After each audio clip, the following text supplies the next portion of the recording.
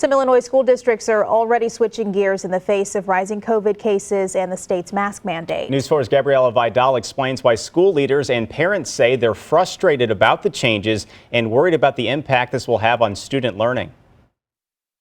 From now until August 30th, students attending schools in the Staunton Community Unit School District will be required to learn remotely, with some possibly being remote longer if they're having to quarantine. It's just one in a number of changes some Illinois school districts are already making in response to COVID-19.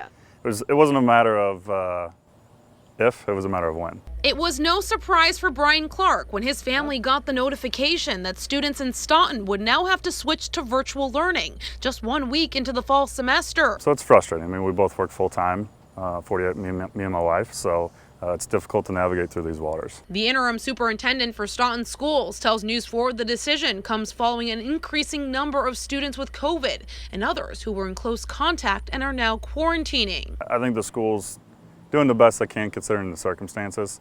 I'm sure it's just as frustrating for them as it is for the parents. While he understands the district's decision, Clark worries this is just the beginning of future pauses to in-person learning throughout the year. We don't really know what the ramifications of this is going to be long-term for these children. I mean, that's very concerning. Illinois schools now in session are not just adapting to changes in learning. It was extremely frustrating how our local control was completely taken away from us. After starting the year with optional mask policies, 51 districts across the state, including Redbud Community Unit School District, were put on probation for defying the state's mask mandate. They were threatened with losing accreditation if policies were not corrected. We had a board meeting last night.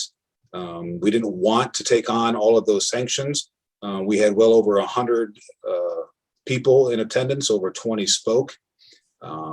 They were all very passionate, but it was respectful. Both sides were represented, and the board ultimately voted to comply with the governor's mask mandate. It's extremely frustrating because, 2 weeks ago, this plan was safe.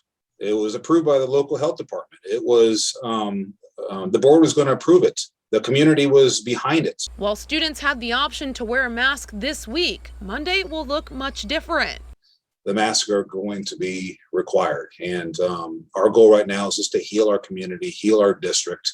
This is such a divisive issue, and it didn't have to be. Gabriella Vidal, News 4.